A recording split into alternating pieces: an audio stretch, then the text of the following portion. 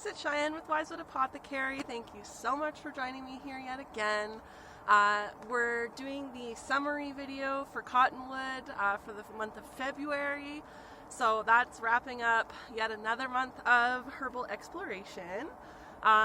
We were looking at one of my favorite trees, Cottonwood, which is pretty prevalent all over Alberta and many parts of the world.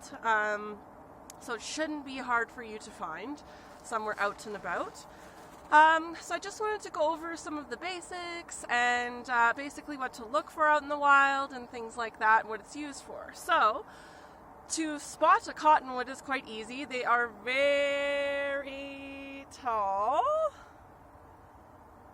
and they have very characteristic ruddy, dark gray to brownish kind of bark. There aren't a lot of trees that have bark like this, especially in our area, so should be pretty easy to spot.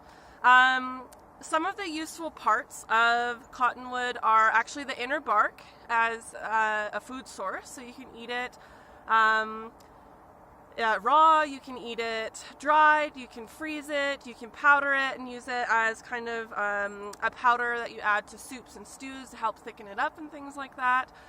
You can mix the powdered cambium, the inner bark, with regular flour as well, just to make sure that you are extending your flour supply. I have a little chickadee hopping around here. I don't know if you can see it. Keeps hopping onto my camera. Anyways, so yeah, you can add the powdered inner bark or the powdered cambium to your supply of flour, which extends it and adds a whole different nutritional profile to it.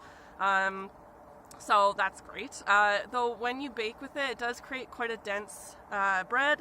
So be careful with that, but it can be very morale boosting if you are normally used to having bread items and you're out in the wild trying to survive kind of thing.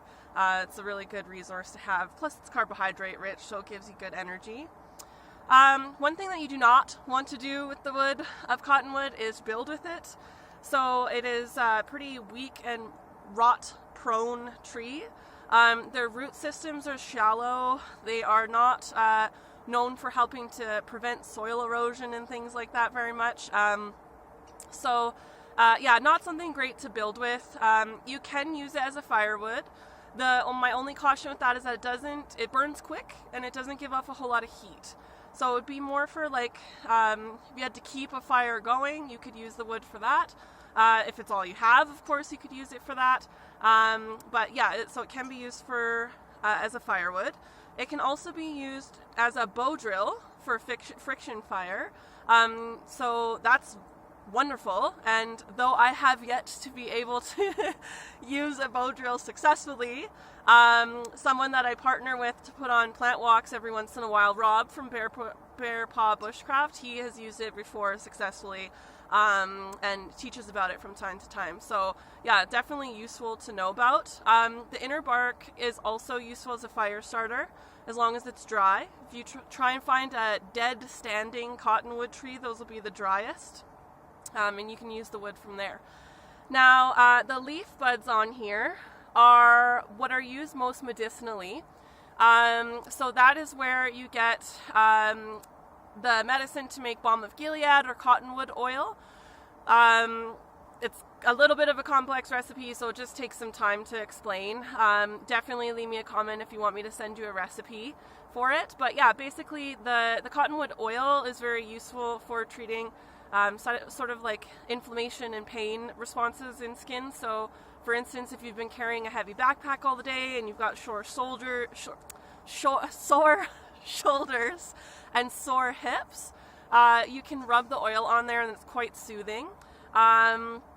Or more for like bruising, sprains, strains, things like that as well. So it's quite a useful medicine to have around. One I always have in my first aid kit. It's quite a lifesaver sometimes. My favorite story of using it in real life was my husband and I, we decided to honeymoon on the West Coast Trail. I don't know who does that. And he hurt his knee on the second day in our like 8-day hike. And thankfully, one of my regular plant walk clients had given us a little balm of Gilead salve that she made. and we just happened to bring it, and it was amazing to put on. We would sit around at lunchtime and at the end of the day around the fire and let him put that on and rest his knees, and it was amazing. So it was very, very helpful. Of course, I would sneak some too, just for the heck of it, because I didn't want to feel sore. So yeah, very useful for firewood, but don't build with it. It will cave in. Another thing to consider is that you might not want to set up a permanent shelter in a cottonwood plains sort of like this, where there's lots and lots of cottonwoods around, because that can actually these chickadees are flying at me all over. You see them there? Yeah, so what it can actually indicate is that this area is a bit of a floodplain, so occasionally it will flood.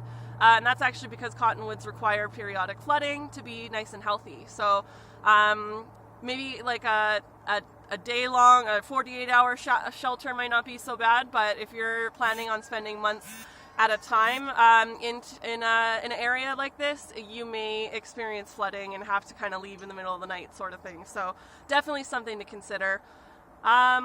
But yeah, so basically we don't want to take any bark from live trees or any buds from live trees if we can help it. If you do need to do it from lower hanging branches. They're somewhat considered sacrificial limbs on trees. They don't store all their most valuable resources in there because they know that they can get snapped off in bad weather. They can get eaten by wildlife like deer and elk and things like that. And I'm sure they factor in human beings as well. So yeah, if you have to take from a live tree, take it from a lower branch and use everything that you can.